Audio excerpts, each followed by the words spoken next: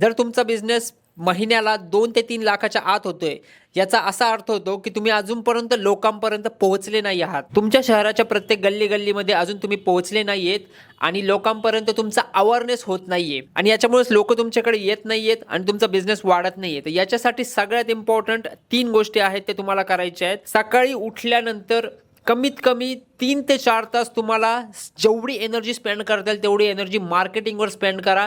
कारण की जितकी जास्त मार्केटिंग कराल तितक्या जास्त लोकांपर्यंत तुम्ही पोहोचाल.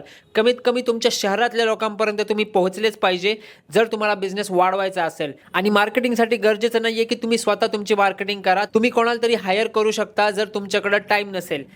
त्याच्यानंतर दुसरी गोष्ट अशी आहे की तुम्ही कंटेंट तयार करा आणि तुम्ही आज पण कंटेंट तयार करत नसाल ना, तर तुम्ही एक मोठी लेवल बिझनेसमध्ये अचीव नाही करू शकणार. त्याच्यामुळं हे फ्रीची मार्केटिंग आहे. जितका कंटेंट तयार करताल तितकी जास्त तुम्हाला इन्क्वायरीज येणार. आणि जर तुमच्याकडे पैसे असतील तर जितके जास्त पैसे तुम्हाला ॲड्सवर लावता येतील, जितकं तुमचं बजेट असेल तितके लावा. कारण की तुम्ही अहिल्यानगरचंच एक्झाम्पल घ्या. तुमचा बिझनेस बघा आणि मला सांगा किती ॲड्स तुम्ही बघितल्या तुमच्या बिझनेस रिलेटेड. एक नाही तर 2 बोटावर मोजणे एवढे लोक लिटरली ॲड्स रन करतात. जर तुम्ही आज ॲड्स रन केले, तुमच्याकडे बजेट असेल तर अख्ख्या नगरवाले तुम्हाला ओळखायला लागतील आणि तुमचा बिझनेस वाढेल. याच्यापैकी एकच गोष्ट पकडा आणि ऑल इन जा.